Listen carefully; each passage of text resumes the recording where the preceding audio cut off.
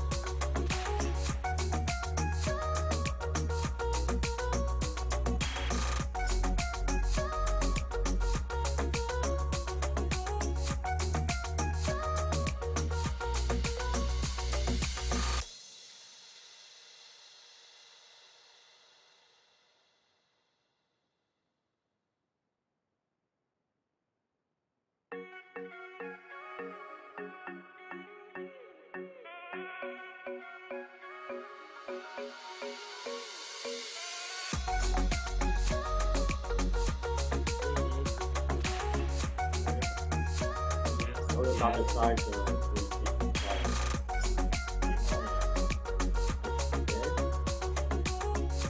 Hello.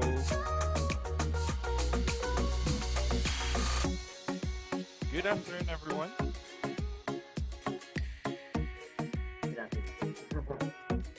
Good We were. afternoon. Yes. Thank you for the response, Butch. Ethan. Judy Lynn, you're welcome. Lovely, All Marie. right. So it's exactly 2 o'clock, Nick. Maybe we could start with the review, right? The quiz. Okay, that's interesting. Okay, let's do it. Okay, let's do it. Yes, because yesterday we just talked about STEAM teaching, and then do they remember? Yes, yes. Yeah. Well, here you go. There you go. Okay. So I hope you're ready for to prep up for this afternoon. Nick and I are back, and then we'll be joined later by Professor Kathy. Today we'll have so many more engaging topics to cover, but we'll start first with this trivia quiz again, prepared by Sir Nick. Are you ready? Let's begin.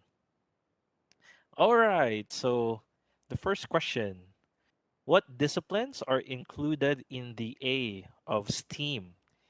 A. Fine arts, language arts, social and liberal arts, and physical arts. B. Basketball, soccer, football, tennis. C. Architecture and design. D. None of the above. Anyone? Any brave soul there who would like to answer?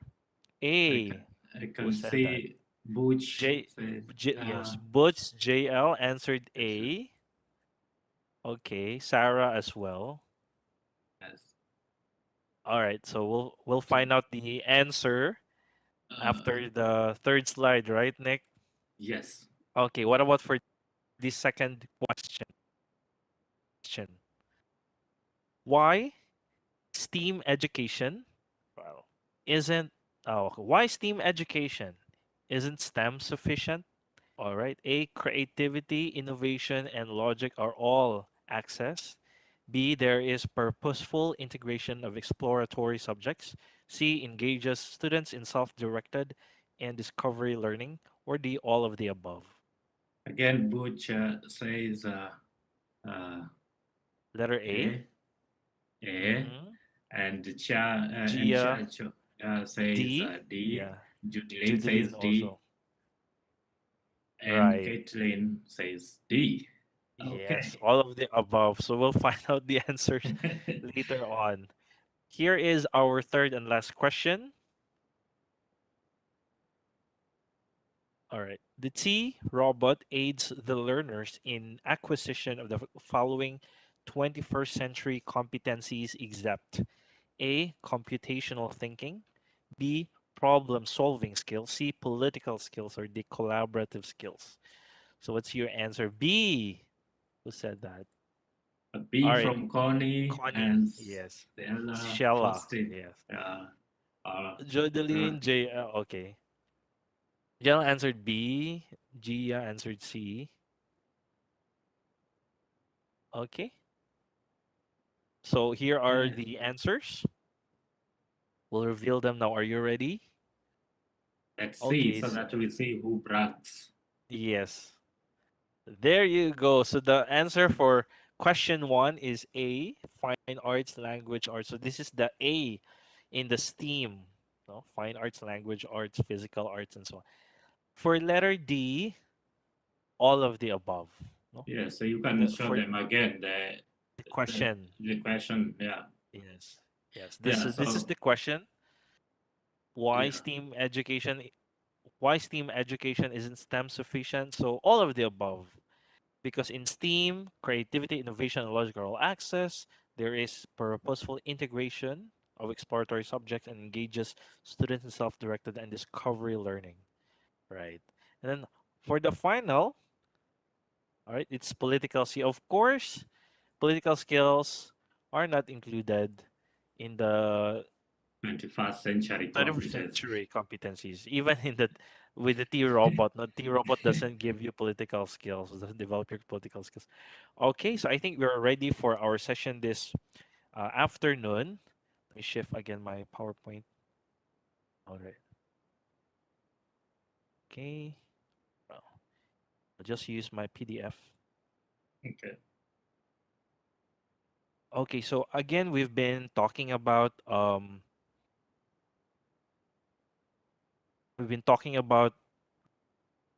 PBL since day one. We mentioned already about PBL or problem-based learning or project-based learning, but this time we'll tackle about these two teaching strategies or teaching pedagogies more in depth. All right. So Nick and I will be sharing to you the difference between problem-based and project-based learning, how to do or the methods and steps involving problem-based and project-based learning, and some roles that teachers play when they do problem-based and project-based learning. Okay? So let's start. So first, PBL stands for the two. Either you say problem-based learning or project-based learning. All right. So when you say PBL, you can say it's referring to problem-based. You can also say referring to problem-based learning. And what are these two PBL, problem-based and project-based learning? So the two are actually instructional models. So these are models of how you can teach your kids given a lesson. So this will give you the framework or the guide in teaching your learners or your students. They provide the guidelines and methods, as I've said. They will facilitate the learning process because, of course, this is a pedagogy. This is a teaching pedagogy. The goal is as they experience PBL, they get to learn and we get to achieve our learning objectives and out competences or outcomes in the end. And then it's also a way to design instruction. Now, here is the major difference. When you say project-based learning, the outcome or the of the process will be with the process, with the experience, your kids, your children, your students will be able to produce an artifact. All right. So when you say artifact, any tangible object. So it can be like a poster. It can be a PowerPoint presentation. It can also be a film documentary. It can also be a photo collage. So those are artifacts, meaning to say tangible objects that must be created at the end. So that is project-based learning from the word project. All right. And then there's also what you call problem-based learning, wherein the endpoint here is not necessarily an artifact, but a solution. So this can be just concept level, or you just have to write down the solution and state your points, your arguments as to why is that the best solution. So that is the endpoint or the output for problem-based learning. So again, project-based, you have a tangible output in the end or outcome in the end. While problem-based learning, you just simply have to have a solution, whether conceptual or just a written solution at the end of the learning process. Okay. Now, without further ado, let's go right our way to the how-tos. What are the methods involved when we use project-based learning? So let's start with project-based learning first. So the first is you have to set the stage. You must anchor the activity to a certain, situation or real life scenario or case. Now, for example, so I've written here in red.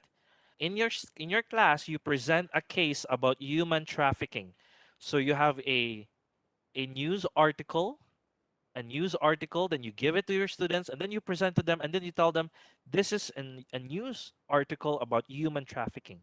So by that point, you're actually setting the stage. You're anchoring the activity already to a scenario, to a case. All right. And then the second step would be you now present the task. Okay.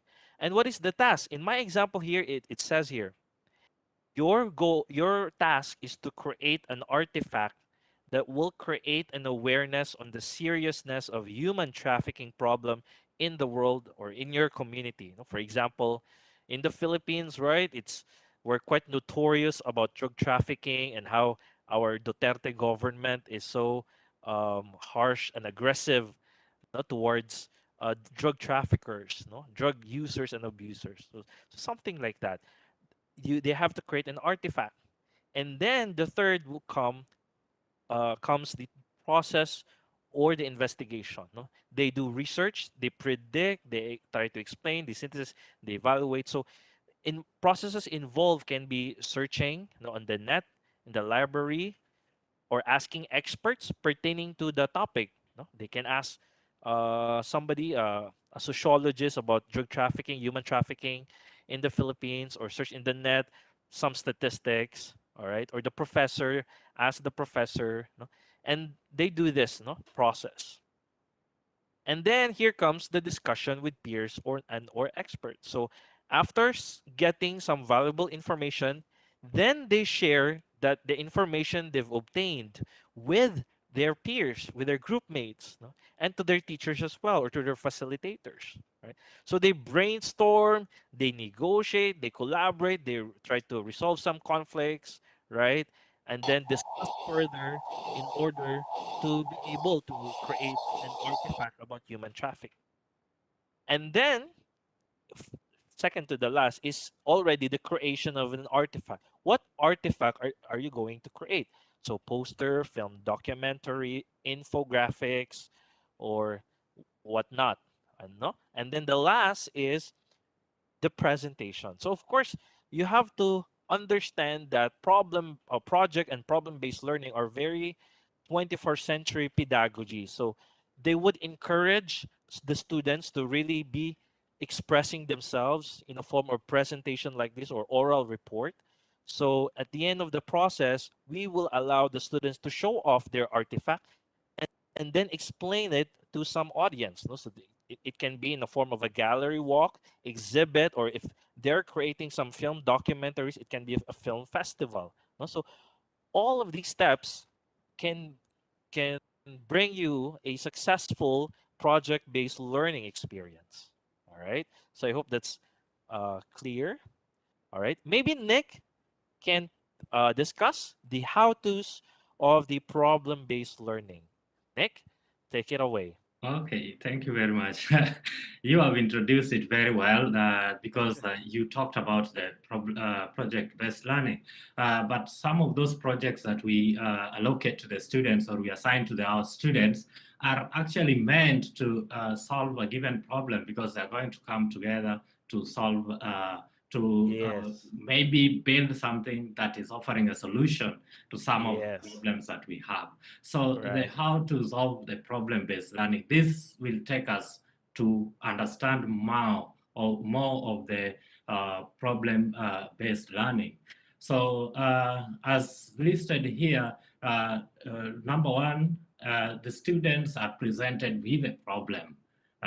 And when we already know, like recently we have been discussing about the SDGs, we need to understand some of the problems that we have in our societies. So if the student is presented with a problem, then they need to come together because in the 21st century, one of the key competencies that is being pushed is the collaborative problem solving.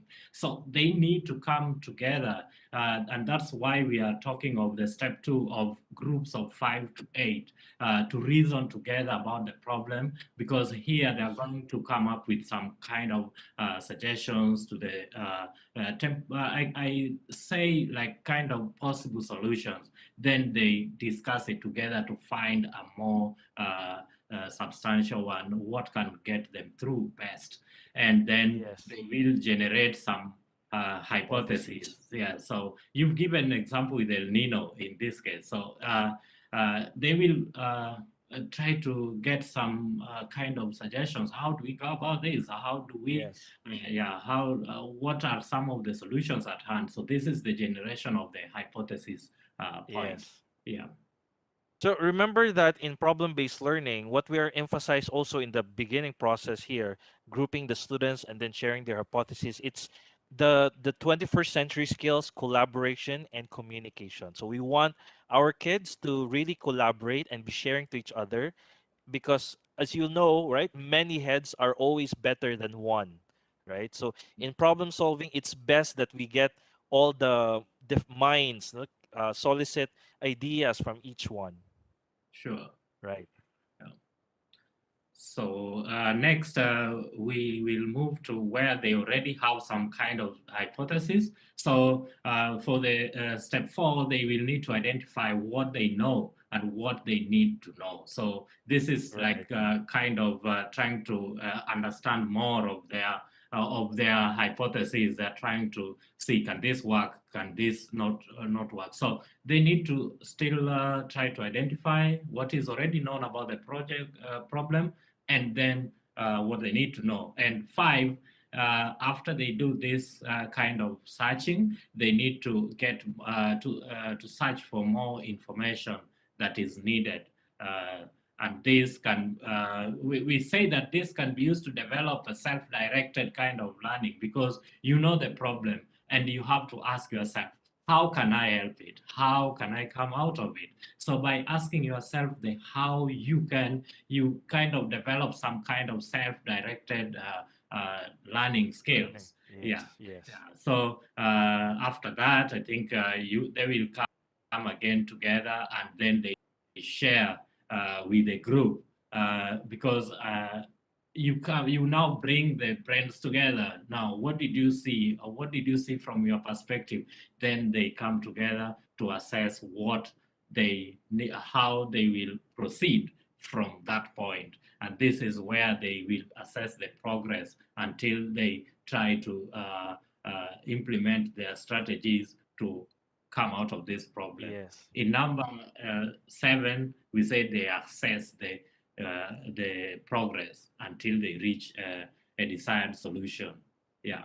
and maybe after that you can see we need to summarize what we have learned from others and from ourselves, and then they present their solution and their learning, what they have acquired so far from that kind of a problem-based learning. Maybe you want to say Right, something right. about learning. I just Yeah. like to emphasize as well that in a problem-based learning, this is now a test of their negotiation skills, their argumentation, and then weighing the evaluation, right? So they will be sharing some solutions, the pros and cons. So it has to be very interactive, it has to be very substantial. And then, it's also teaching them the process of, really evaluating, especially that problem-based learning has to be issue-based or problem-based that are really real, no, true to our world, true to real life, right? Now, here are some of the characteristics of PBL, right? So PBL again is project-based or problem-based learning, and these two have common characteristics. We have authenticity, collaboration, reflection, and facilitation. So what does this mean? When you say authenticity, you have to make sure that in a project or problem based learning, the task that you give should resemble real world problems and tasks. It has to be reflective to what is happening in the reality or in the outside world, right? So that's making it authentic.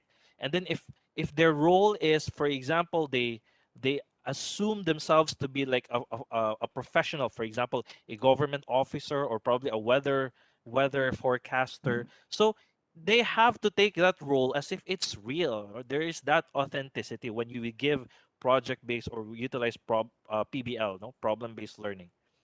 And then another important characteristic is collaboration. So I cannot anymore overemphasize this one, that in project and problem-based learning, you have to make sure that they work in groups, they collaborate, they share ideas, they communicate, and they learn empathy, they learn to be open-minded. So all these are very valuable in the 21st century learning, right? And then there's also reflection, right? It allows, the learning process should allow each student to reflect on their own, to reflect on their own learning, at the same time, to reflect on what their group mates, what their teammates are saying. So it's not just a simple cognitive, exercise, memorization, or simple drill, okay? But there is deeper learning here because there is that process of reflection and inquiry. And finally, the facilitation part here. Teacher's role is simply a facilitator, a guide. No, we do not spoon feed any information. It is up for the students to search for that information, discover some solutions, and the role of the teacher there is simply to guide them, no, facilitate them, help them, give them the scaffold, give them some feedback, give them some support in order for them to achieve the goal. All right. And then this is the final slide, actually, Nick, no, for our this input. So again, in PBL, we are following the constructivist approach. Okay.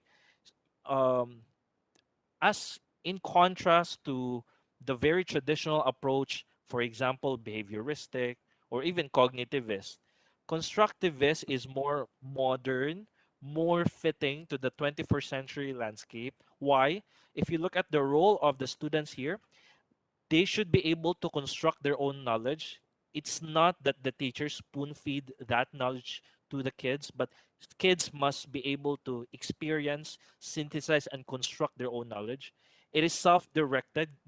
We have to give the students the choice and the opportunity to manage their own learning and to do something about their learning, not to research more, to work on other tasks and assignments, not to do the extra mile. So it's self-directed. They work on meaningful tasks. They know that what they're doing has value and it's connected to real life or real world. They actively think about their learning and they learn with others in a social setting. How about you, Nick? Maybe you would like to explain the role of teacher in a constructivist approach. The role of the teacher in a constructivist approach is one, it needs to be a guide. Because when Yes. you talk about the constructivism, we expect the learner to construct the knowledge by themselves, but Right. they can't do this also in the absence of guidance. So the teacher will kind of provide some kind of a scaffold, Right. like some kind of way that helps them to easily picture how to go about different types of problems. So I think for constructivism, the main role for the teacher is to ensure that he's just a facilitator of Facilitator. knowledge acquisition. Yeah. Yes. So you facilitate the knowledge, don't give the knowledge, because the knowledge is supposed to be constructed by the learner. Right. So I think that's a major role for the Yes. teacher. Very, Yeah. very well said, Nick. Yeah. Yeah. All right. So I think, Nick, this time we'll be introducing a new technology with respect to what we discussed about problem and project-based learning. So we're also introducing a different technology. Oh, okay, so let me change the. All right, it's PDF. Share again. Sorry, I just have to. Here you go. Right. Can you see it? Mm, Not Full screen there. right. So Yes. yes, Nick. So Yes. go ahead. So I want to start this by asking, especially just let me ask you, do you think computational skill is important for the learner today? Yes, Computational thinking. I Yes. So, think yeah. it's essential now. It's necessary nowadays, the computational skills, knowing that almost all aspects of our lives we use technology, and we also manage our lives with the use of technology, even in classroom, right? Online learning, distance learning, we use learning management system. So I think if the students are given that skills, computational skills, technological skills, they'll be ready, for the Okay. future, and even at present, they'll be able Yes. to thrive. Okay, so thank you very much for that response. It's very good because I was asking it because we just talked about 21st century skills in the previous slides, and we were talking about the problem and project-based learning. So one key thing or one key skill that is being uh, that we are trying to give to the 21st century learner is kind of like a computational thinking as a way of solving the problems.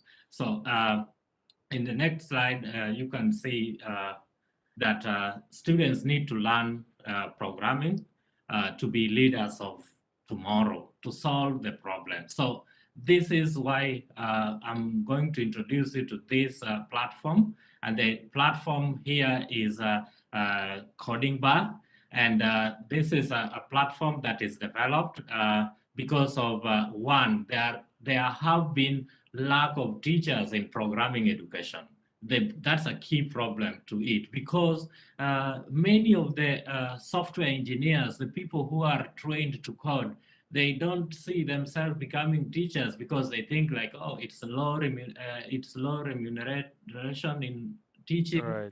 Yeah, or they think that maybe for some caliber of the students, like if you are teaching at an elementary school, they think that no, they are not going to understand maybe the coding well. So there have been lack of teachers for programming.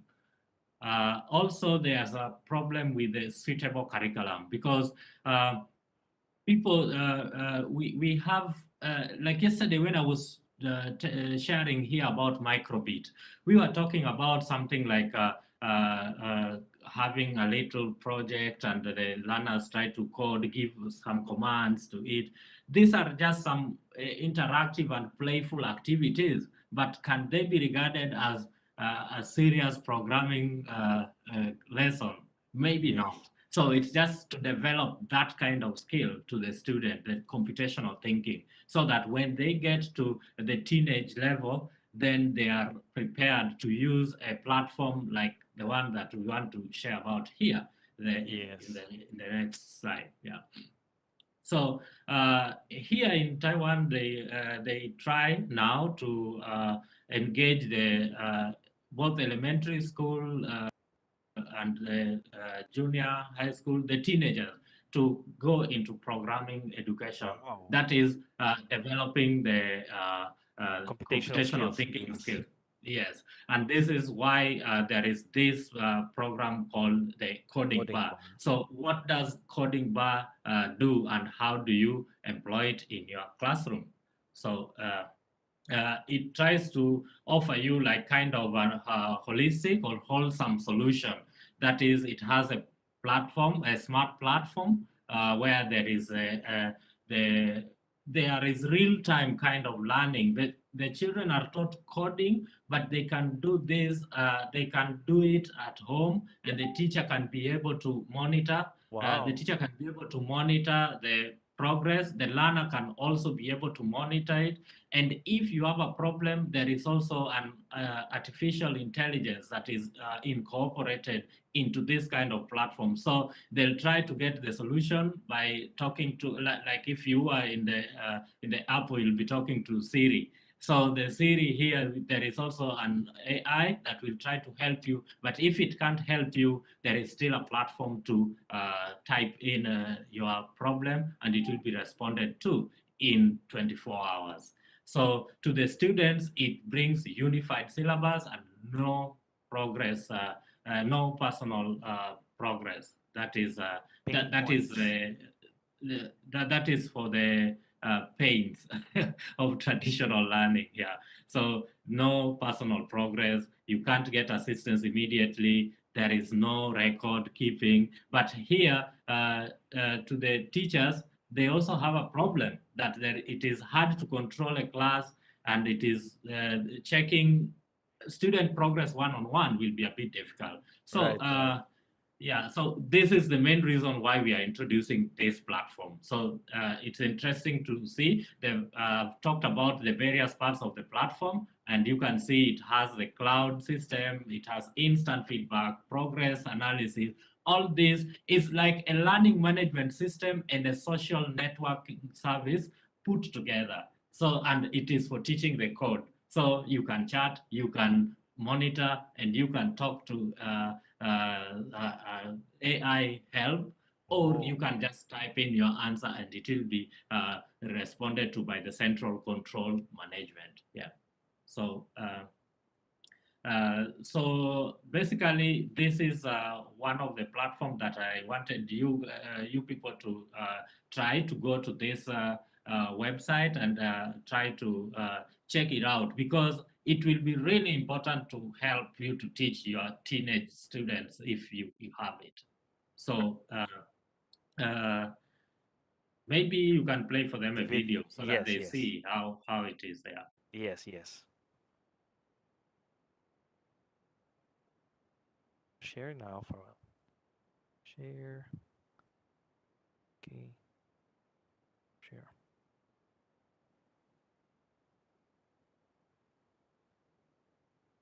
你会看到说，我这边呢，我就使用了3个东西。Oh well, I'll Yeah, so increase the. Okay. Yeah, so just play it. It's in Chinese, but you can actually see that this it is an online learning 你会看到说，我这边 platform. 呢就使用了3个东西。 So they Coding Bar 远距直播班、线上直播教学、即时互动练习平台、防疫不出门，在家学程式、远端视讯教学，老师与你安全零距离。透过系统平台的辅助以及视讯软体的搭配，轻松及时掌握学生学习状况。那我这边呢也会看大家的答题状况是否正确。好，今天我们的同学答出来了。嘉宏同学，文字的部分请用双引号。独家云端学习平台提供多元题型与大量练习题，不仅有选择题、多义题，配对题，更可以在上面直接观看课程影片进行学习。AI 小助手辅助侦错你的程式码，让你在撰写程式码的过程中可以更加的顺利。另外，我们有线上提问机制，24小时内问题回复，轻松累积自我学习历程，省力又安心。不用出门，一样能获得实体班的学习成效。防疫新生活，一起在家 coding 吧。All right.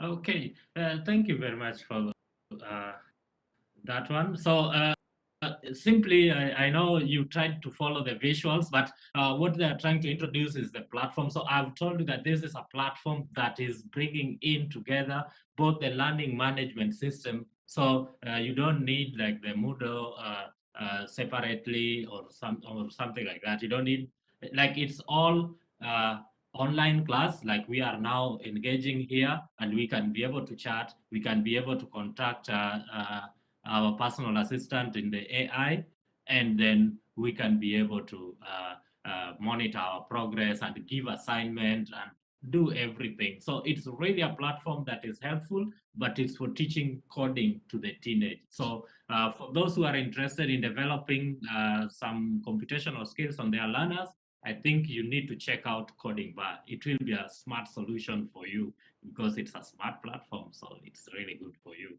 So Yeah, basically, so- Nick, it's teaching kids to code as Yes. early as 10 years old in a simple platform or using a simple technology. So it's very user friendly, and even 10 years old would enjoy and would be able to learn coding by just using Coding Bar. Yes, exactly. Yes, so I think for more, they will have to check it out later. You can check out the Coding Bar. We have shared the link on the chat page there. So check it out. But now it is that time to team up and discuss this, because we were talking here, but they need. I think it is now our time to also try to discuss something in group. So we will be moving to the breakout sessions. Keep our rules, as I always say, and the assignment today for just 10 minutes. It will be 10 minutes. Pick up one SDG, suggest how computational skills can be used to address it. And then as a teacher, how do you develop computational skills among your students? And also try, yes, and then lastly, try and discuss ways in which Coding Bar can help you to achieve this kind of objective. This is the assignment that I want us to do in the breakout session, but keep to our norms. Select a leader and recorder, and then discuss and come back to share with us. Yes. Okay. Okay. We'll now proceed to our breakout rules. Okay, I will break out right Thank now. you so much for that, Nick. Okay.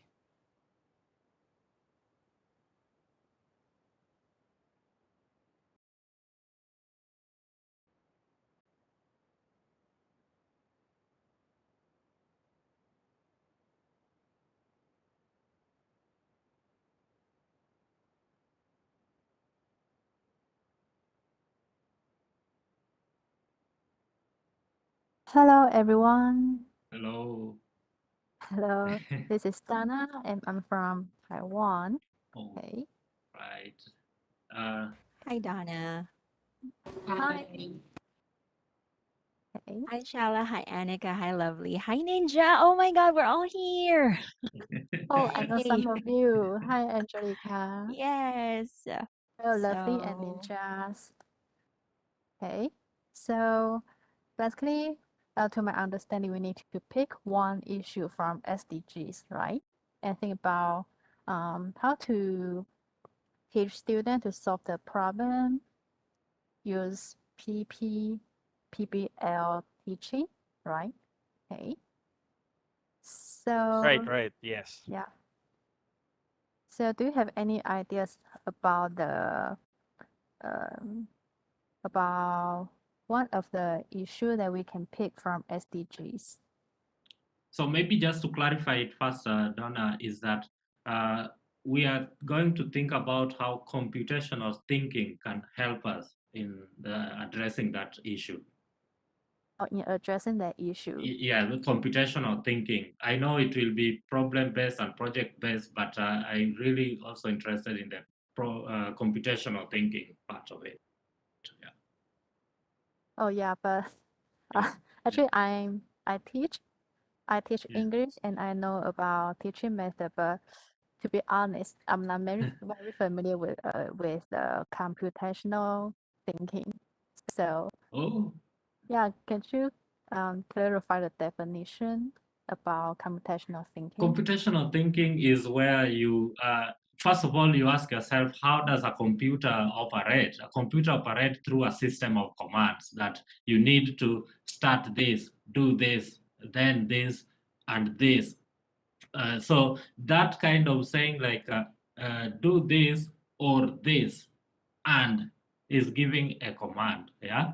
So if you talk about like in your English class, if you have an interactive game-based learning system, you need to start maybe kind of put in their mind the kind of a sequence kind of things, what they will need to do first, and then what, and then like it develops kind of a coding kind of system in their minds. Oh, I see. Yeah. Thank you for your clarification. Yeah. So I would like to share my opinion first. Is it okay? Oh, it's fine. Okay, so according to SDGs, I think clean water and sanitation is an interesting issue that we can teach students. So from that issue, they can learn more about how to conserve water or energy. Yeah. So to help them to cultivate computation thinking, I think first we can teach them what is the issue about. Okay. So for example, we can show the presentation or the video and explain what is the issue. Okay.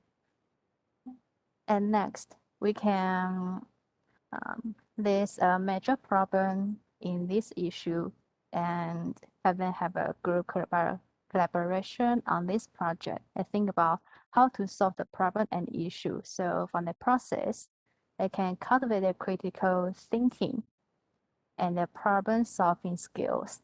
So it's my understanding. So how do you think? Do you have any ideas?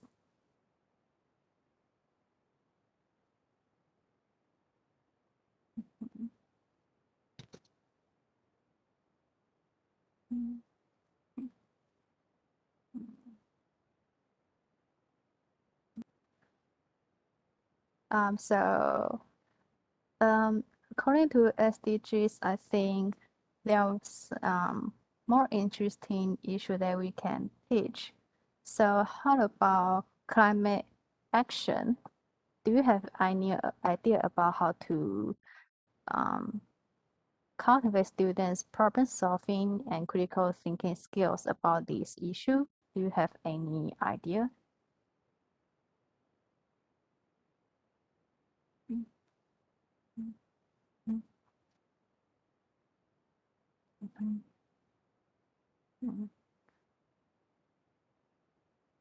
How about you, Angelica? Do you have any idea about how to cultivate students' critical thinking and cultivate computational skills? Donna, I knew you were just gonna mention me. Yes. Well, to be Yeah. honest, I was thinking the constructivist approach is more appropriate for different fields, science, technology, Yeah, math, it is. computer, but for education, for language, which is not included in STEAM actually. I think we mostly rely on the traditional approach because majority of our students are very young, so they cannot really come up with their own ideas just yet, probably in their own language, I mean in Chinese, but our goal is to teach them English. So I was thinking of other goals, and one issue that affects a lot of ESL teachers in the Philippines is, how some teachers who work for China-based companies, like Yeah. 5-1 Talk. I think they're losing a lot of teachers because there is now a policy in China that um, I'm not really sure about it, but I think they are not supposed to hire foreign teachers anymore. This is Yeah. to, There are I think, many requirements if the company want to hire foreign teachers. There are a lot of rules and regulations. yeah, that's right. So, I mean, it's a shame because I was looking at the SDGs, and number 10 is reduced inequalities, and number 4 is quality education. So, Yes. I think one reason why many people in China, for example, the ones that go to cram schools but in faraway places, they like to study online since they can save money. Like they don't have to go to, or they don't have to send their kids to really expensive.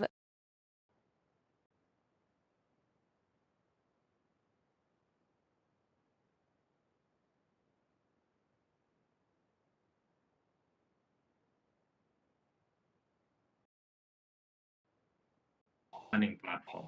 That's what it's more of, to teach. So I don't like want to say, I don't want to Alina? say in the classroom, but to teach your students. So yeah, so It's like a learning management system. yes, a learning management system that has a interactive, let me call it interactive learning management system that has AI and everything to help you go about your coding.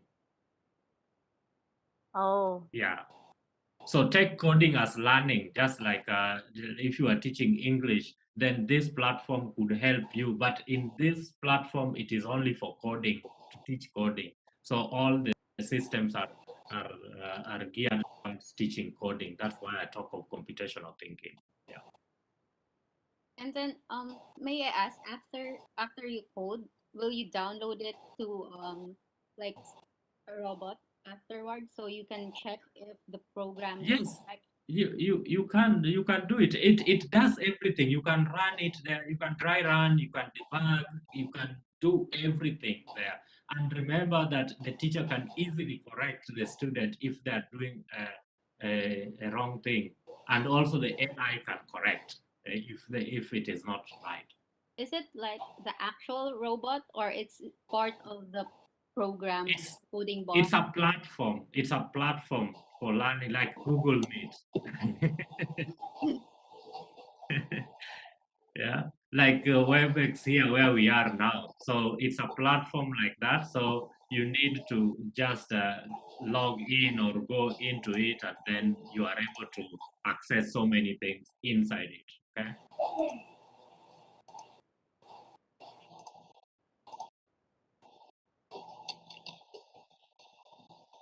All right. But what about the others? What do you think? How can you bring in problem-based learning or computational thinking in solving SDGs? How about the others?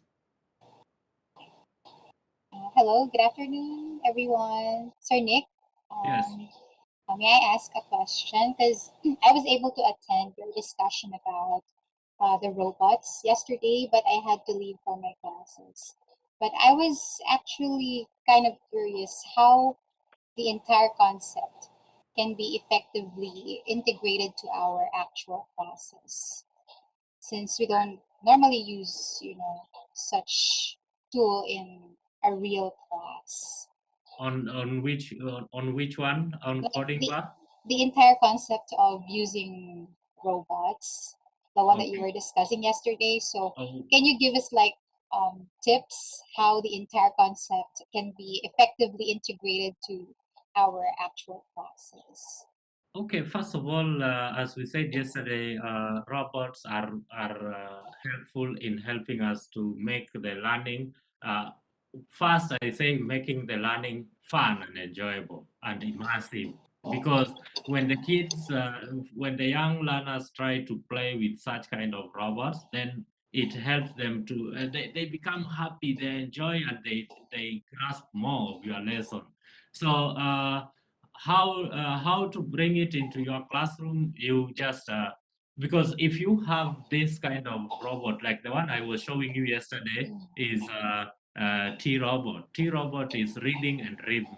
So you can teach the kids how to tell a story, and if they know how to tell a story, or they know how to make some moves, they can try to command the robot to do that kind of move. So when they are commanding the robot that move your hand this way, then take it up, then bow, then all this is going to we are going to use command system like coding system or computational thinking. So we develop the mind of these kids to try and open up their mind towards computational thinking, because it's really a fundamental issue in the 21st century that they need to learn. Yeah. Thank you so much, Sir Nick. It's very informative. Thank you. Yeah, but you can check more, because every bit of it we always give you the link to check more, and you will be able also to ask us more later, or get to us through some. You'll be given the emails and platform to reach us if you want to know. Yeah. Thank you. Right. So, how about the others? What do you say about the question today? Because I don't see you guys discussing about the question that we have. You will have to teach computational thinking. So I think to make it more universal Yeah, with I this think with we this can activity. try to teach young learners like kids, Yes. but about teenagers, yeah, or elementary student, I think that we need to learn a lot. We need to have a lot of teaching resources to have more idea about how to teach STEAM education. Right, right. For this task, Miss Donna, you may just have to um again just think of one SDG and or one issue or problem pertaining to related to SDG, and then and then assuming that students know how to code, you try to think of a nice program that the students can work on using coding bar, in which that program will help addressing that SDG problem. Oh yeah, I know the Yeah, concept, but yeah, we need to yeah, work harder to know how to implement it in our lesson plan or classes. yes, Yeah. yes, right. Okay. But Okay, we're I see. going back. Mm-hmm. I think we're Yeah. going back to the Yeah, we are going plenary in back. 24 seconds. Yes. So who will report for this team? Should I call in Angelica? Mm. I heard that you were talking about um China, students in China learning from a foreign teacher, English teacher, quality education, something. Okay, so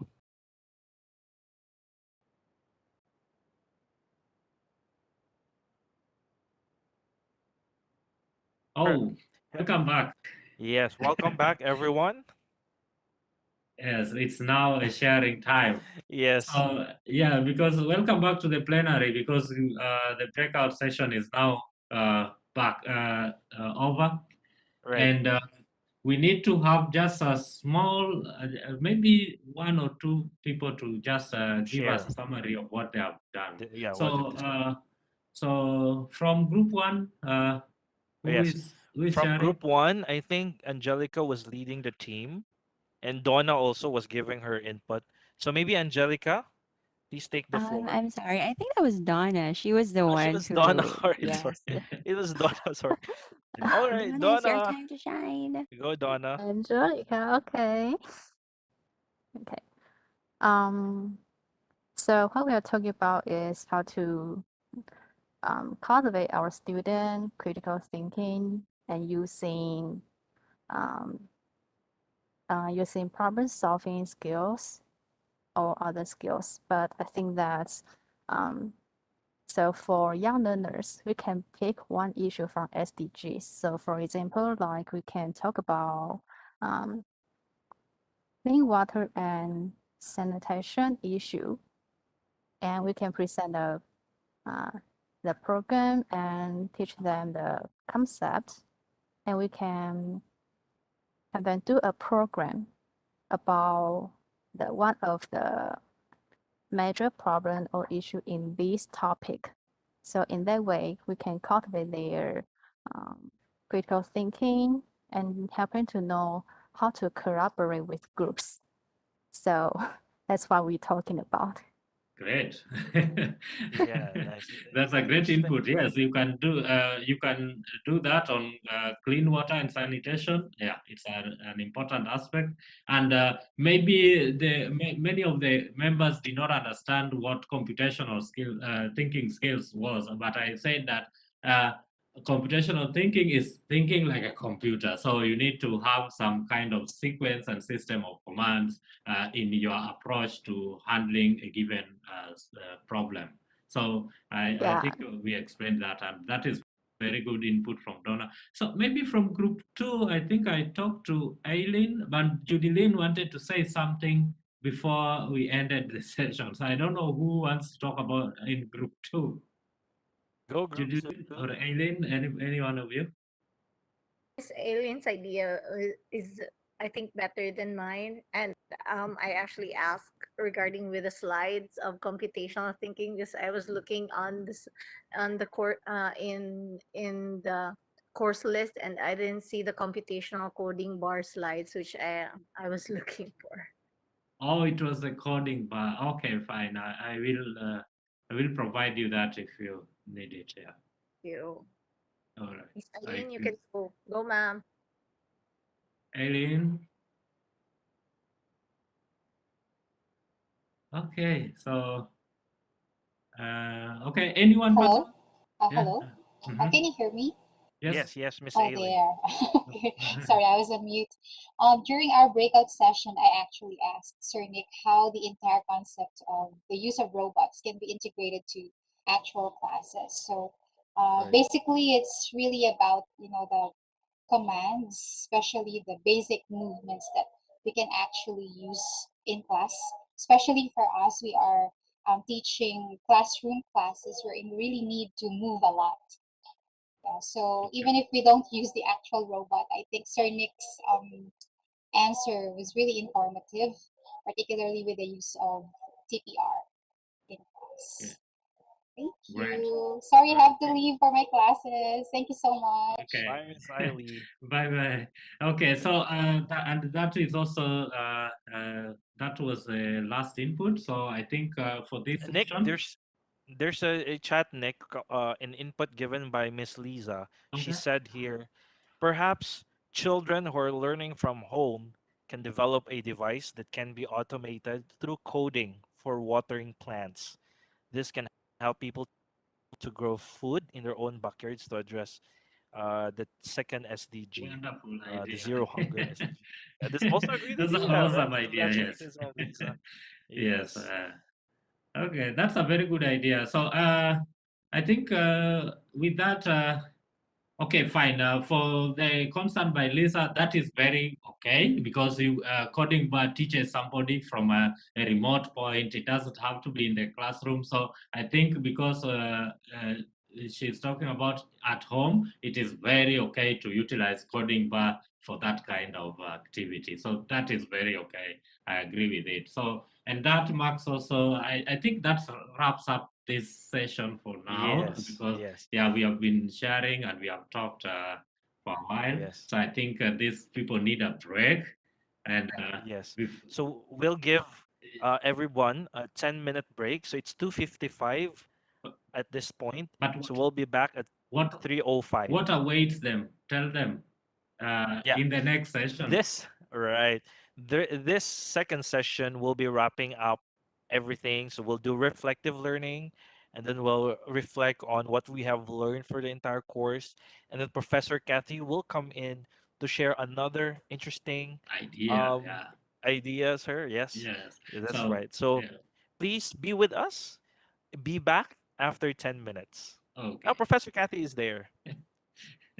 Yes, she's on standby. So let's have a break and come back in the next 10 minutes. At, yes. At 3:05, let's come back. Okay. Bye, everyone. See you in a while.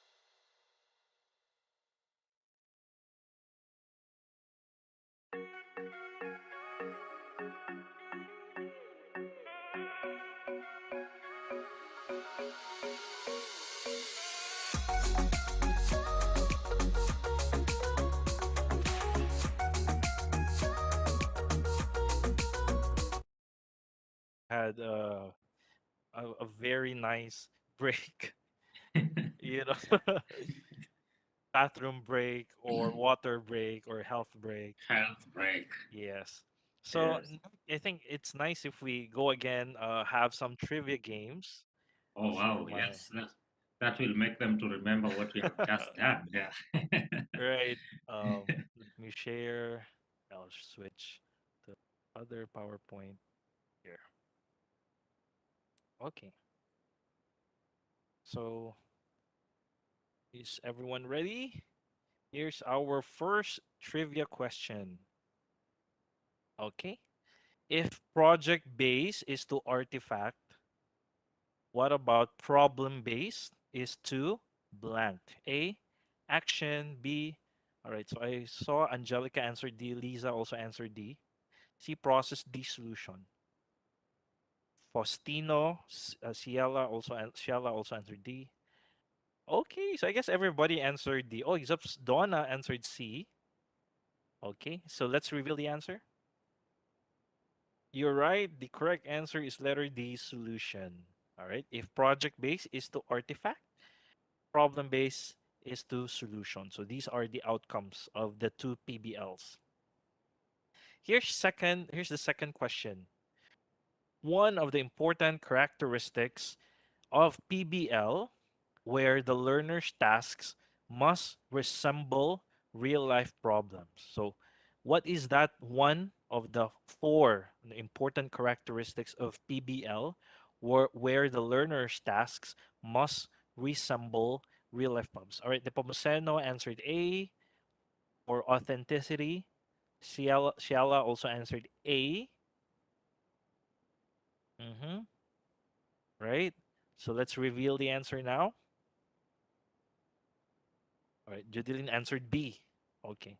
So the answer is letter A. Of course, the keyword here is real life. So that makes the PBL authentic.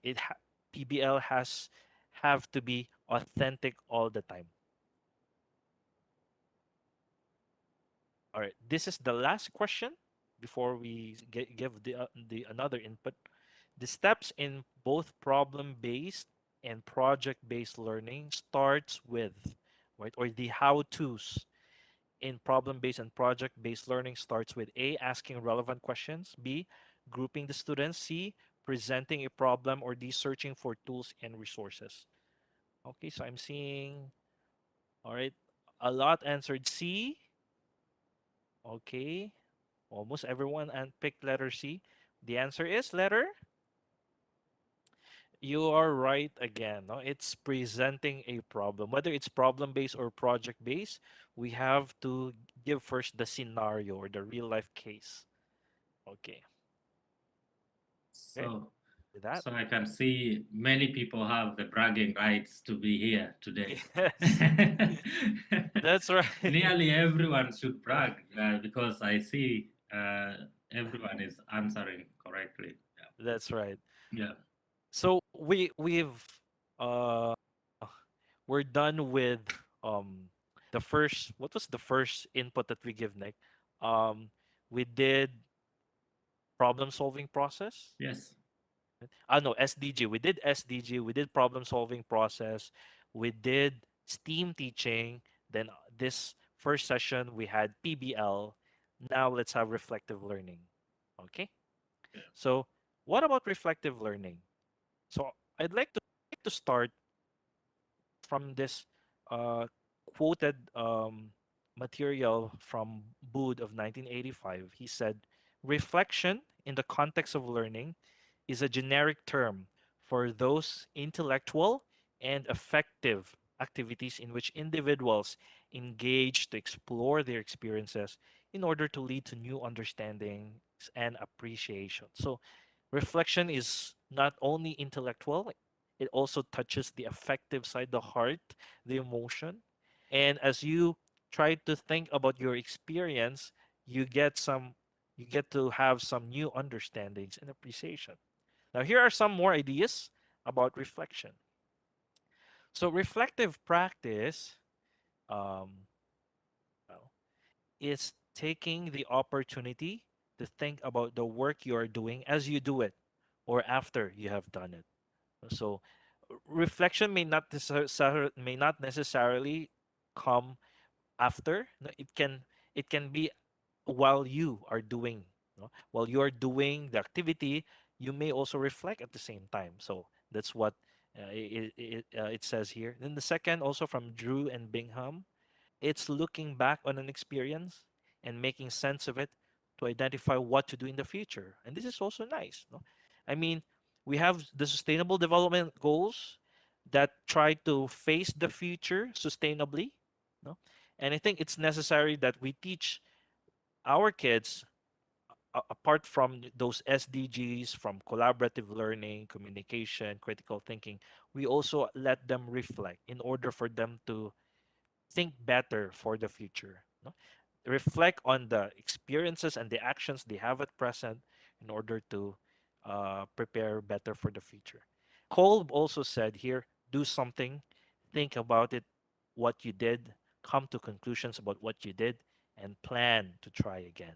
No, so it's a process of uh, learning, relearning, unlearning, evolving. There's an evolving process in reflective practice. Then you have here the benefits of reflective learning. So reflective learning helps learners develop higher order thinking skills, and that is very important, right? What we want is for our kids to develop not just comprehension, but even those higher order thinking skills like being able to synthesize, to create, to evaluate, to apply, to analyze, and so on. So we order thinking skills by prompting learners to relate their new knowledge to past knowledge or prior understanding, letting the learners think both in abstract and conceptual terms, apply strategies in new tasks, and being able to understand their own thinking and learning strategies, which is, I think, it's another word for metacognition, right? Being able to understand your own thinking. Now, here are some of the guidelines for the effective use of reflective thinking. And Nick, you might want to share something about the effective use, no, when we do reflective thinking. Yes, I want to share this. Yeah, like when you talk about reflective learning, yeah, or reflection as a whole, then what comes into our mind? Reflection is where you have gone through a given experience and then you are trying to ask yourself, what have I learned from it? How Right. is it affecting me, or how do I shape it? So Yes. for this, you need quite some time. You need a sufficient time to reflect upon what you want to reflect upon. So allocate sufficient time for reflection so that you don't just say like, okay, close your eye, reflect. What have you reflected? It's not like that. It's a You're process. So you need some time to do this. And then also a very key thing is to schedule a short briefing or activity so as to recapture the experience. Yeah, try to keep some few notes, like what am I going to reflect about? You are not just going, because if I ask you today to reflect, you will ask me about what? Maybe Yes. about our class here, about your experience in your last class that you are teaching, maybe your experience somewhere. So you need to keep yourself within a schedule. Like this Yeah. is what I'm going to reflect Yes. upon. I Yeah. think this is also saying, Nick, that when you do some very nice activities, like for example, you're doing problem or project-based learning, and your kids are very well engaged among their own respective groups, and then in that process, they're able. Sometimes they would argue, they would have some, heightened emotions and feelings. So it's nice that after the end of the PBL, the project or problem-based learning, we do a briefing, We tell them how are they, how do they feel, what they have learned. So we guide them in the reflection. Yes. Right. So that's very key. It's key. What I want to say is that it's key to plan your activity. So plan, make a schedule, like this is what I want to reflect upon. Then next you need to be a facilitator if you are the teacher. Because if we are talking about reflective learning, then it means that someone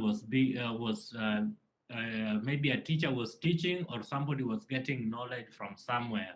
So if you are the teacher to those people and you are giving them a reflective kind of approach to your instruction, then you need to be a facilitator, guide, scaffold, or provide some kind of idea that what are we going to reflect or how are we going to go about this process. So the teacher should be a facilitator. We said that even in problem-based and project-based, always the teacher is not the giver of knowledge, because you don't want them to solve things the way you solve it. You want to come up with the best solution, and the best solution is only when people come together. So don't instruct them much, but just facilitate so that they develop the mind or the past learning experience. They try to bring back their memory and say that, okay, fine, this is what it is. The teacher should be the guide. Fourth, you must encourage students to recount their experience to others. Every time, you see, like in this case, every time we always ask you to go out there, then you come and tell us what you have talked about. If you encourage your students to always share, just ask them, hello, how was yesterday? Your night, how was it? What did you eat, or what did you do this? When they tell you their experiences, they are able to reflect also, because people only reflect if somebody is concerned also about knowing what was happening. So if there is nothing going to be asked or going to be demanded from me, I have no reason of keeping that into my memory. So, but if I know that, Savat will be asking me about this, so I always need to keep account so that I can recount it when it is needed. Yes. Then fifth is to attend to the feelings, especially positive and pleasant. You must attend to your feelings so that you know that, this is quite interesting, or this is it. So when it is interesting to you, you are able to share to people that, it was that interesting, or if it was too sad, you also say that, I don't like it, or it's something that is paining you. So you have to attend to your feelings so that you are able to give them out. But we know that many people would be very fast to give positive feelings. So yes, keep track of your feelings. And then lastly, I would want you to evaluate the experience in light of the learner's interest. That is the teacher. You need to evaluate those experiences. If it is really towards, if you give them some task to solve the problem of climate change, and then they come and tell you that yesterday we were playing lots of balloons and we threw them away. You try to get that experience. Is it really to the intent of the learning? Or they just come and start telling you about yesterday we were dancing, we were in the music, something irrelevant to that. So you need to try to evaluate that the experience or the reflection that I'm being given, is it within the intent of that learning? Right. Thanks for that, Nick. Now, aside from that, here is the reflective strategies that we can use as teachers when we use reflective learning as an approach in teaching in our classroom. So you have here self-analysis, writing journals, portfolio. So these are some of the few of the many ways to encourage reflective learning. So when you say self-analysis, you allow the student to reflect on his success, on his failure, not to assess himself, no, and the significance of the learning events that happened to him as a learner. And then Yeah. So more or less, it's having the learner or you as a teacher to see what were the success points, the failure points, in order to improve, no, in the succeeding in the next days, no, in the next sessions. And then there is writing journals, Nick. Would you like to share something about writing Yeah, journals, Nick? writing journals is easy. It's just like noting down every experience that you go through. Right. Like I may say something like if you keep a diary of the events that or you write Diary, I guess. yes, you always keep track. Like okay, yesterday you just look up and say like, oh, I did this and this and write it down. So that diary or keeping record of those and then writing it out for people is the journaling. You journal you journal your experience. So Yes. And then the third one here is portfolio. Portfolio is a very personal document that includes a frank, honest, and on the spot account of experiences. It includes students' firsthand observations, personal knowledge that will be needed in analyzing changes in values being developed. So in portfolio, I like writing journals where you write your experiences, so handwrite them. No, these are words, but in portfolio, you can add their pictures, photos, or any actual artifacts that you can, not to show your progress, to show your development, and it's an honest, again, it's an honest reflection of your experiences and your development as a learner or as a teacher. Now, here are some guide questions for students. So these are some reflective questions for students. No? Was I motivated enough to continue on? Right? Am I learning from the activity? If so, why? If not, why? Am I relating the lesson to my knowledge and interest? How can I do better? How good was my personal management skills? So you as a teacher, we have to teach our students and train them to ask this kind of questions wherein they get to always monitor and check their progress and find also their best skills, their strengths and weaknesses. So with that, we're actually helping them becoming mature individuals and becoming more 21st century ready, no, citizen, right? So those are some guide questions for students, and here are some guide questions for teachers also. No, Nick, you might want to read this, no? Guide questions yes, for teachers. yes, I want to read it. So one, did I motivate them to enough to Enough. continue? Yeah. So as I said it before, you are a guide. So you need to ensure that the facilitation or the direction that you are giving, is it good enough to make these people to reflect or to Right. be able to tell their account of what they have experienced.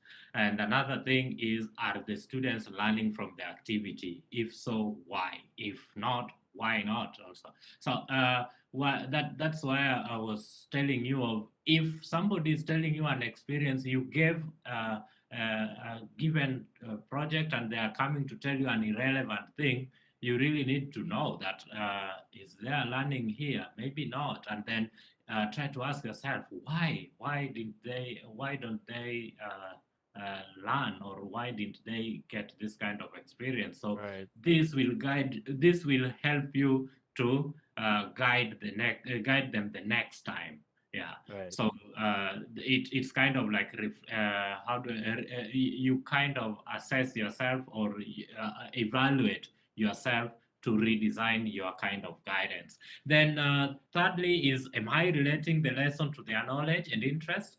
How can I do Better. better? Better.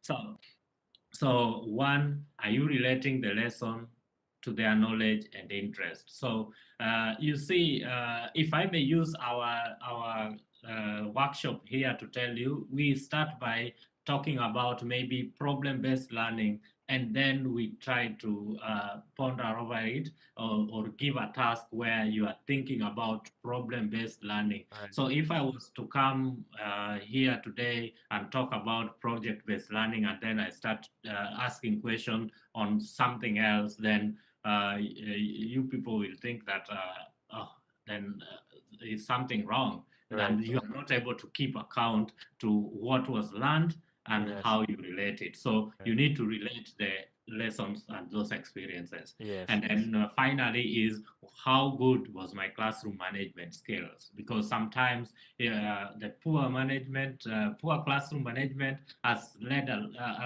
learners not to acquire anything. So if your skills are not very good, of course, as a teacher, you need to learn more of pedagogical skills and people skills and sociology, so that you are able to ensure that your classroom is enjoyable, fun, engaging, and at the same time effective in delivering the content. So Yes. that is why you need to ask your management, classroom management. Yeah. Yes. Very well said, Nick. Okay, so I think this is the last slide. Yes, for this reflective learning, Gibbs said, it is not sufficient simply to have an experience in order to learn.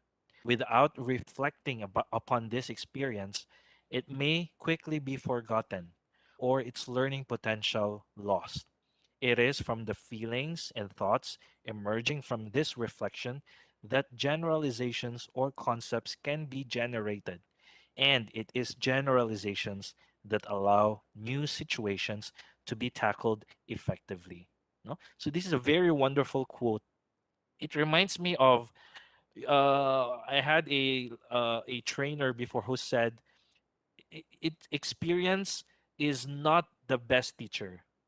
Experience with reflection is the best teacher, right? So I think that's how you sum up the whole concept of reflective learning. It's not enough that we just experience it in the classroom.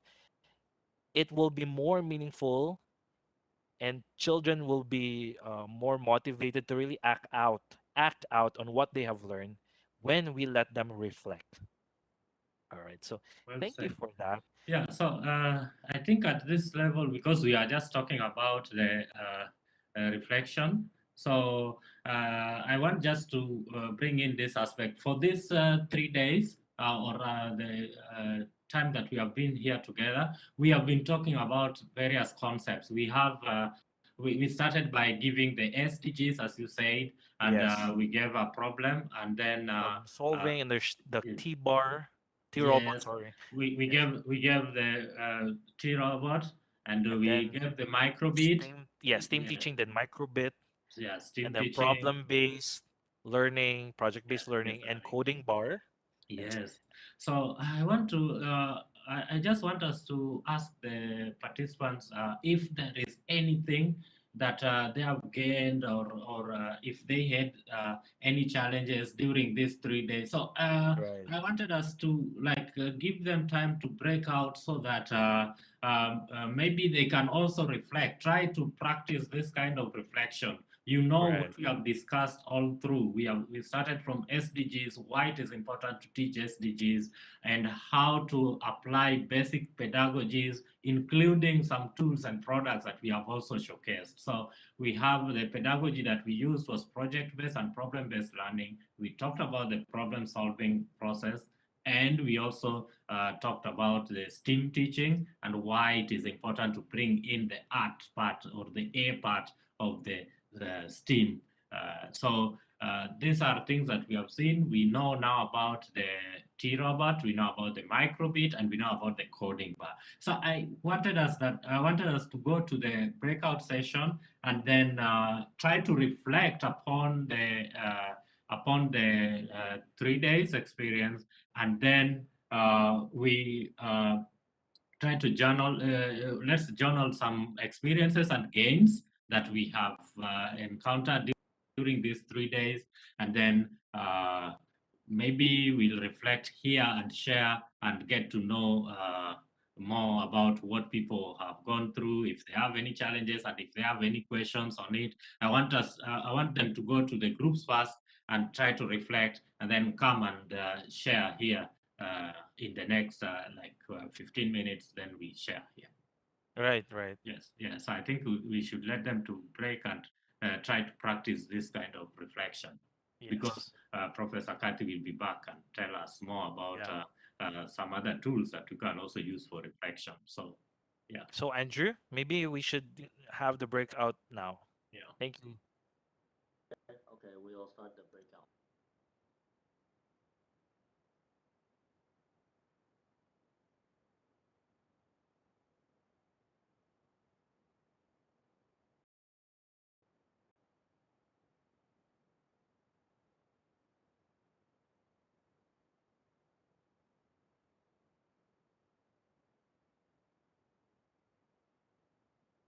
Hello, yes. Hi, Donna. You're here again.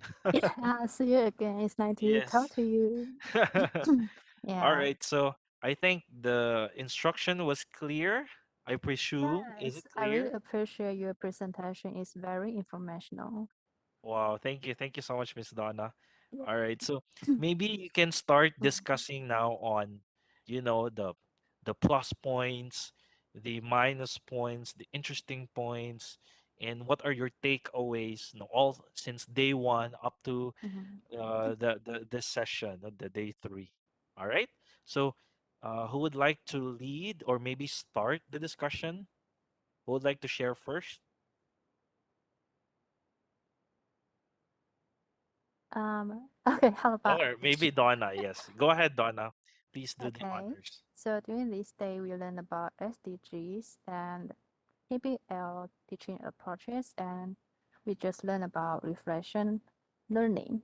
Yeah, so now I have more ideas about how to integrate this idea into a lesson plan, how to design a lesson that we can help students to cultivate critical thinking and problem solving skills and know more about different issues around the world. Yeah. So I agree with you that you said that experience with reflection is the best teacher. Yes. I yeah, I really love that. I really love that quote. Yeah. Experience with reflection is the best teacher. That's right, Miss Donna. Yeah. So I learned that when we design a lesson or when we teach, we can give student a problem or question. We need to know how to ask questions so they can give their reflection or opinion about the issue. So when we discuss it, they can learn more about um, how to use different point of view or know more about the issue. So I think that it's what I learned during the webinar. Yeah. Right. Thank you. Thank you, Miss Donna. Can we hear? Yes. Can we hear from the others who would like to say something? Maybe you also no, you share the interesting things you've learned, the something that you're grateful, and then also some of the challenges during the whole training program. Or yeah, anything you like. This is already reflective, right? This is Yeah. the reflection part. Yes. Go ahead.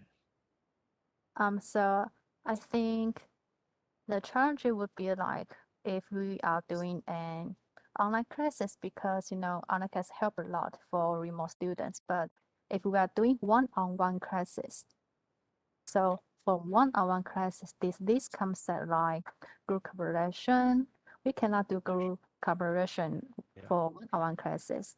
So what method can we use to cultivate the student in an one-on-one classes? Yes, yes. Yeah. Yeah, it's hard to do collaboration when you have one-on-one classes. That's true. That's a real problem, a real Yeah. concern. Yes, So valid concern. yeah. So in my opinion, I think that we need to give student questions. Yeah, we need Yes. to know how to ask question when we are doing a one-on-one class because we are not able to have a group discussion. So it's important to be a good instructor about how to teach them critical thinking. Yes, I think it's a challenge for me. Hmm. Right. Asking asking good question, or the art of questioning, right? Yeah. Yes. So thank you, Miss Donna. Can we hear from Angelica again? Angelica is also here with us. Go, Angelica. Hi. I think we should call on other people too. Like, Share. yeah, All right. maybe So the. maybe we'll save you for the last. Oh, okay. Let's have Annika. Actually, I'm calling names in order based on the screen, on what I'm seeing in my screen. So let's have Annika. Let's skip Angelica first. Hello, Annika. Hello, hello. Hi, Annika. Hi, Yes. hi. Okay. Maybe you would like to share. Yes. Okay, okay. Actually, to be honest, I've never heard of SDG before this seminar. So Oh, it's my really? first time to, yes, it's my That's first time nice. to, hear about the SDG Yeah. goals, 17 I'm goals. And glad I to think it's hear that. very, yes, it's very informative. And as a teacher, I think we are the source of knowledge, Right. right? So it's good to know about the UN goals, these SDG goals, and we can, as a teacher, I think it's a good topic that I can incorporate in my class. I can, Right. share this to my students, and for It's the making challenges, yes. our role as teachers more noble, more dignified, right? That's right. When we share something like SDGs, right? You're teaching something that English book, is, yes. yeah, that's really meaningful and will really affect our lives.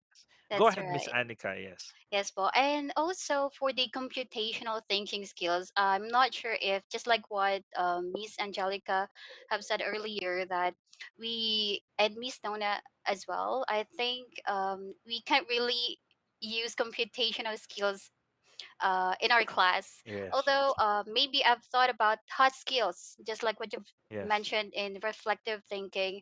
Yeah. As a teacher, we ask a lot of questions to our students. So instead of just asking maybe simple questions, maybe we can ask a more deeper Yes. questions so that the students can develop their speaking skills, or not just their speaking skills, but their metacognition as well. I Yes. agree. Yeah. Well So said. Well said. thank you. I think that's all, sir. Thank you, Annika. Thank you. Yes, let's listen naman from Ciela Faustino. Are you here, Miss Ciela? How do you pronounce Hi, Ciela? Aisha. Yeah, All I'm right. sorry because I'm discussing something with my office mate Oh, right now. Yeah, something really important. So I was not really able to catch the question and the discussions that's all going on. right. But are you okay to share now, or?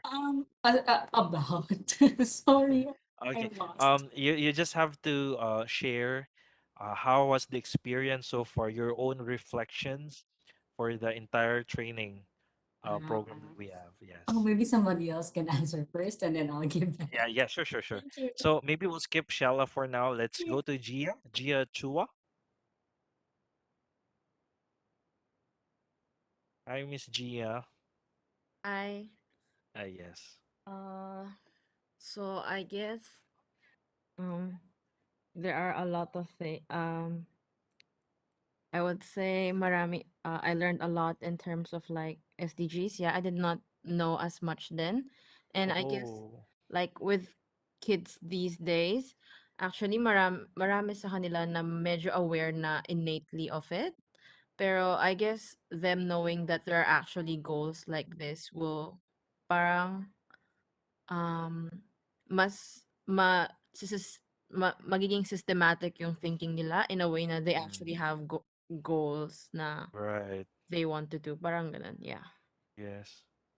So when they learn that there is um, a goal about clean water and sanitation. So they would be more concerned about Yeah. their health, how they maintain the sanitation, how they take care, how they try to save or conserve water, right? Yeah, and they would Yes. know how it works then if they're actually Yes, yes, concerned about it. yes, yes. Yan lang, thank you. Yun lang. All right, thank you. Thank you, Miss Gia. Okay, how about Miss Judeline Reyes Acas? Good afternoon, sir. Um, Good afternoon, Miss Jude. we are actually applying SDGs in our research. I also learned that Oh, one when I was still working in the university, and here yes. in Pisay we have some researches that applies SDG. SDG. And also, Yeah, that's I nice. also incorporated SDGs in one of my lessons, one of my subjects. So, uh, yeah, specifically the robotics and the engineering elective classes. Um, I was fund. Uh, I was actually interested with coding coding bar. That's why Oh, I was coding really bar. looking for the slides there.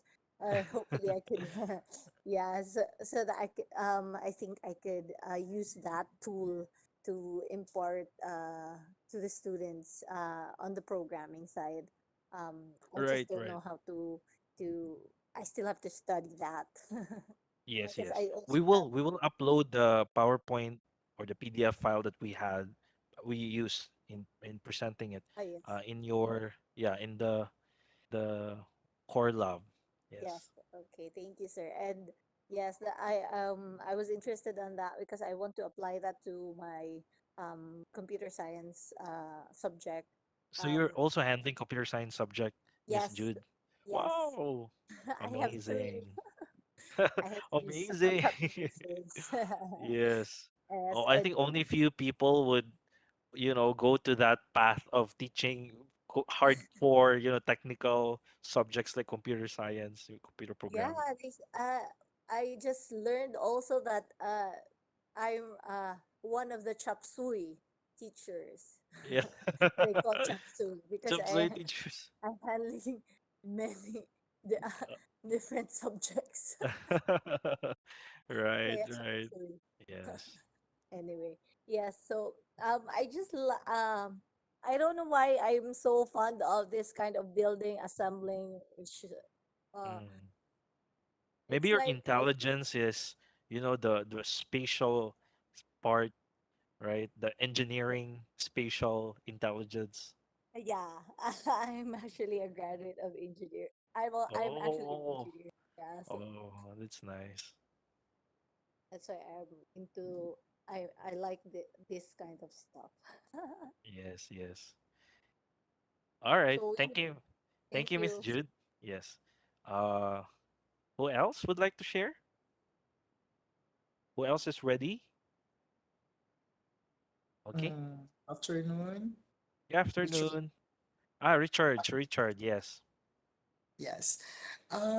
Based from what I have learned, that the SDGs provide global advice for tackling the international community's global concerns.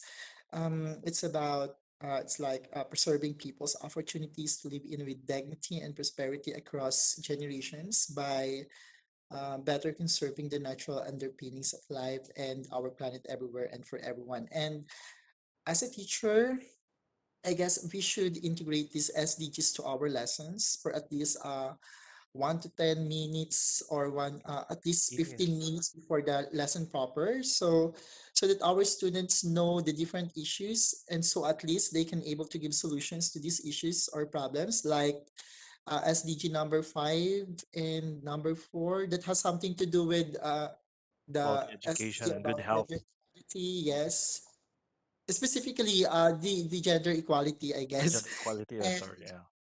um if not by their own, at least with the consensus of others. And as a teacher, I guess we can use our voice as a platform to disseminate the information, most especially, again, about gender equality. Because for me, gender equality has been proven to encourage economic growth, which is critical, particularly in nations with high unemployment and limited economic opportunities. We all know that sometimes kasi parang only the males are giving opportunities for higher positions Right. because they maybe they are thinking that these men are more superior than women. And from this webinar, uh, we also tackled about again the equality. Yung unequal societies have a lower level of cohesion kasi, so they are more likely to engage in antisocial behavior and violence. So I guess if we will integrate. Okay, welcome back. Welcome back, everyone. We are back. The sessions are over, and we Yes, are back. And it's a brief moment I want us to take to just reflect, and then yeah. So we will choose only 2 people to represent Group 1 and Group 2. So Yes. for Group 1, who goes first? Yeah, well, in group one, Nick, there were a lot of sharers, and each one of them really took time to express all things they've learned. I'm not so sure if one of them would be generous enough to share, to synthesize the things that happened, the sharing, right? So, who would like to? Maybe Mom Judilyn would would like to speak in behalf of group one. Mom Jude. Okay, good afternoon. In behalf of the group, I can say that some of the teachers were just new on the topic on SDGs SDG, and yes. SDGs, and they want to um, hopefully apply, and they have learned a Right. lot in in in the 3 day session that we had, and then hopefully they're going to apply it in their lessons, and so Yes. that and share it also with the students, and do some computational and reflective thinking, apply all of the things that we have learned today, while also some were able to apply it in their curriculum, uh, and also in my part, I'm interested on the tools that I want to use in my students as part of like a transfer of knowledge. That's all. Uh, Thank you. yes. Miss Judilyn Nick is a computer science teacher, and Mhm. she was so interested with coding bar and other, it's really perfect for her. The Okay. technologies we are sharing is very perfect for Mom Judilyn because she's teaching computer science subjects. Okay, so that one we will share with her the Yes. coding I think in platform group associated. one, Yeah. Nick, a lot of them were really grateful that they've learned about SDGs and they're so excited to share and incorporate the lessons in SDGs into their lesson. Yes, Okay. generally. So all right. So that is awesome to hear about that. So also in Group 2, they shared a lot, and I think for Group 2, I don't know, Kathleen or Connie, do you want to share, or who wants to share on behalf of Group 2? Caitlin, I yes. want to be honest, right now, I have a short time before teaching in a classroom setup, and right now I am an ESL teacher. So Okay.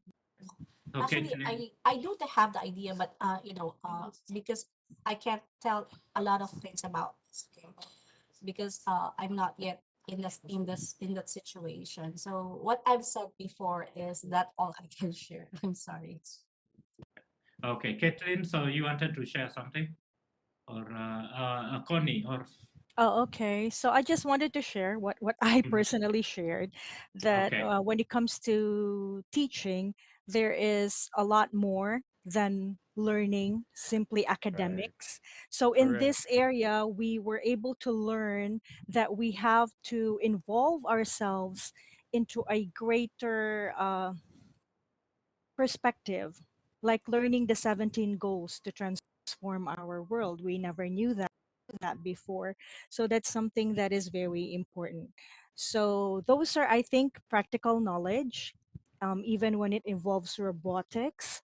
So, and also I also pointed out that when it comes to STEAM, that I think number two, which is connecting to the real world problem, is very important. As well as number six, research and brainstorming with others, because two heads are actually better than one, as we always say. And also for number nine, which is communicating with others. So that's very important. There were also teacher Caitlin also asked a question about, she was quite concerned about the robots taking over human Yeah. what do you call it, human tasks later on, that maybe we will be dealing with unemployment, stuff like that. But Yes. we tried to say that It's a valid, yeah, worry. yes, it's Yes. a valid Concern. concern actually. But when it comes to humans versus robots, I think that since humans designed robots and humans have the discernment and the emotion that robots don't have, I think in one way or another, we're still safe. Yeah. Yes, yes, and that's what we said, that the emotions and the creativity, it's still us who will do it to the robot. Mhm. So yeah, I think we shared that much. And again, also from one issue that was cropping in, just to close up the part, was that they were talking about the issue raised yesterday about the plastic casing for making the T-robots, and Yeah. if it is sustainability. Actually, when you think sustainability, it's really like a broad concept, because if we are making it using also very complex, or like let me say biodegradable materials, maybe again the price may be too high, and then again will be bringing in another problem again of inequalities, which is also again an Part of SDG SDGs, issue. yes. Yes, so that is also an issue that was linked to what Connie has just shared, that if you are dealing with one issue, are you going to create the other? So if you are bringing robot, are you going to create unemployment? So we talked about it. So That's right, I Nick. can see, It's yeah, I can always see, putting balance between the economic progress, yeah. the ecological integrity, and so as respect for human life. Yes.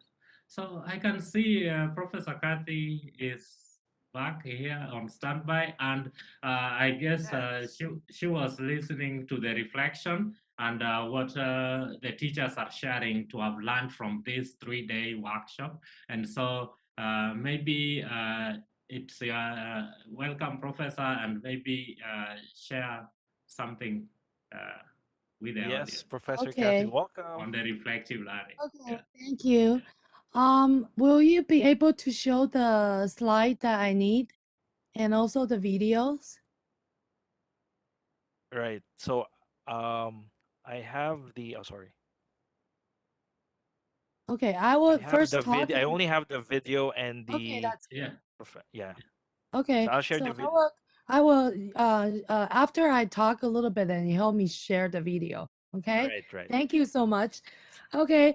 Thank you everybody for participating. And this has almost come to the end of the sessions. I know this is a very intensive work that you have done, because when we first designed the training, we don't want to have you just sit there and listen to our talk. So that's why we designed it for you to actually discuss, distantly, and think about what can implement all the knowledge that you learn here into your course. And this is also, we talked about the importance of reflective learning, where without reflection, it's not likely to have any learning happen. So here, I want to show you one of the platforms that we actually had here in Taiwan. And I think it's a online journaling system. And I will show you what it is like. Normally, when we do the reflection, I think Nick and Vert talked about, there are different forms of reflection that you could make. And with the help of technology, nowadays we can also use online platform.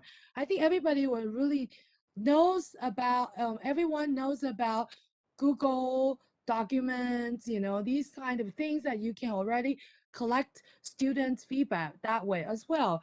But we do have another platform specially designed to do the online journaling.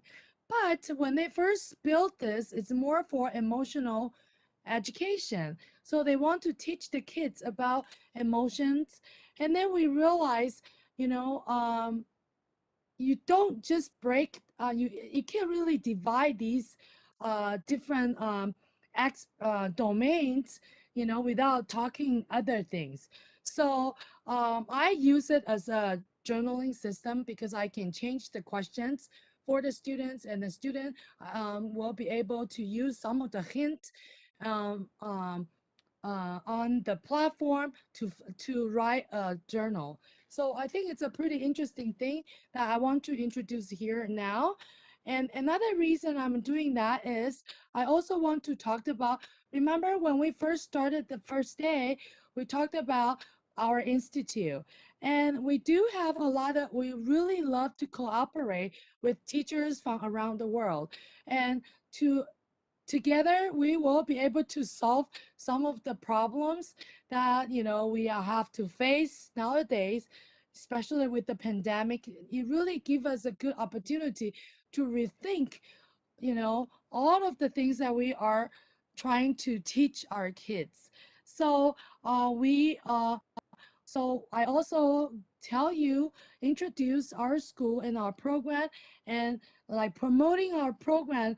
Hopefully that one day you will be interested coming to our program. But at the same time, you can also join one of my new project coming up next year. And we are using this journaling system, try to do the digital culture exchange online. So with this new project, we will try to provide the teachers training for you, and also provide the platform that you can use to connect the students from different sides of the world. For example, some schools in Taiwan, one class in Taiwan will be connected with a class in Philippines.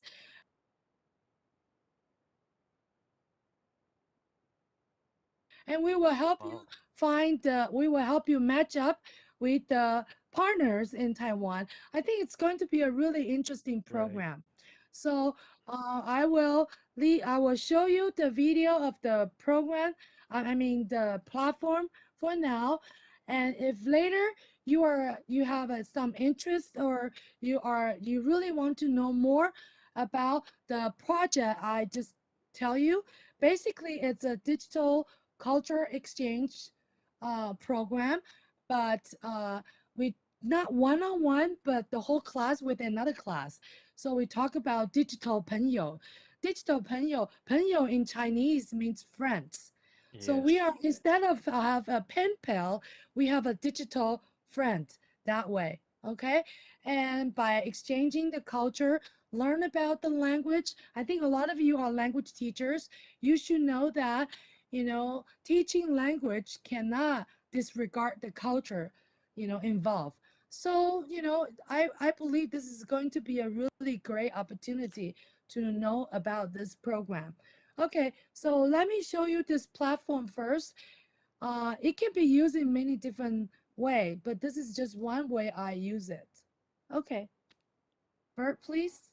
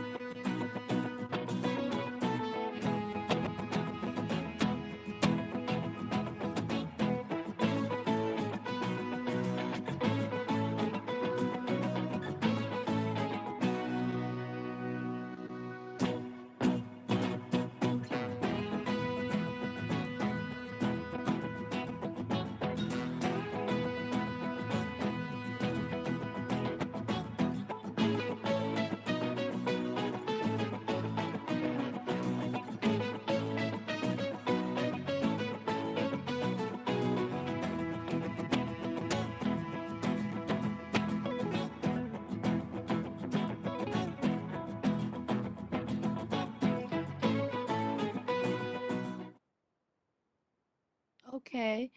I'm really sorry. This is a very short introduction, and I personally love this platform because besides you can use it to teach emotional education, to provide emotional education, you can use like a journaling, digital journaling system, and to because a lot of cartoons, a lot of pictures, and some I think it's a great tool you can use for reflective learning.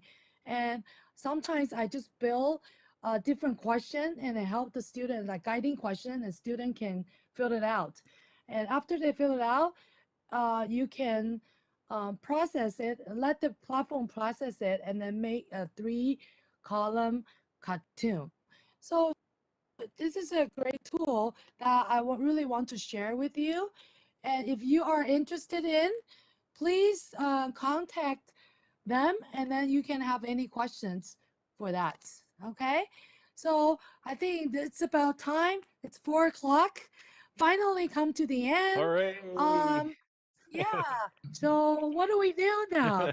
Do we need to take a picture for everybody? Yes. Yes, of Oh, course. Group can you photo. guys all turn on your camera? And we want to take a group picture. And thanks everybody for participating. I believe even though it's very you use your brain a lot. I think for it's only 5 hours, but you learn a lot. There are a lot of information for you to process. But I hope this was just the beginning. Now we try to invoke your interest or motivation to know more about all these issues that we raise. And hopefully you will take all you have here and back into your classroom and, have fun with it. Okay? Right. Yes. So should we take a picture now? Does everybody here like turn on the video? Cameras? Andrew will be telling us if he's ready. I'll be taking a picture right now. So Okay. into the camera. 3, 2, 1, G. Right. J.